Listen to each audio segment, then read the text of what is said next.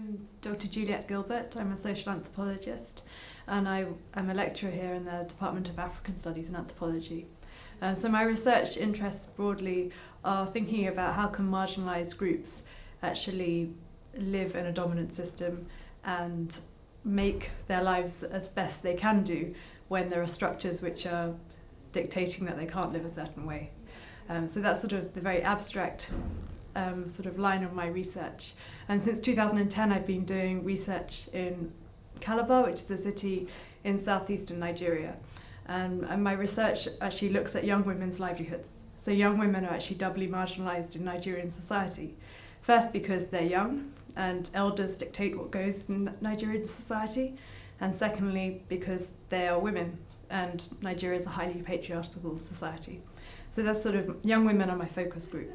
And my first research from 2010 actually looked at how young women engage with the Pentecostal movement. This is a really burgeoning type of sort of strand of Christianity that's been growing across the globe, but especially in Nigeria over the last few decades.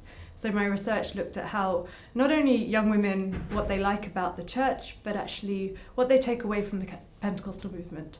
The type of religious experience, the rhetoric, the practices, and actually how they engage that in their everyday lives. So my fieldwork has looked at not only young women and the church, but also young women engaging with beauty pageants, sewing shops, using their mobile phones in their everyday lives, ideas of friendship.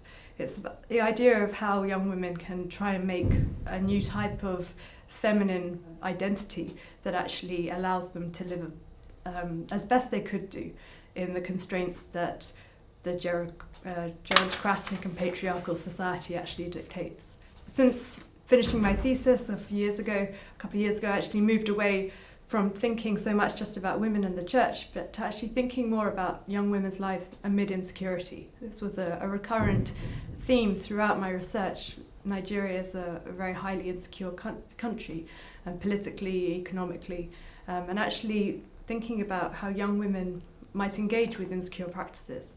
So Nigeria is famous for fraudulence, for 419, for people deceiving others. And actually my research, I'm now sort of thinking about how young women might not just be victims of fraudulent practices, but actually might buy into these everyday forms of insecurity as a way of trying to better their lives.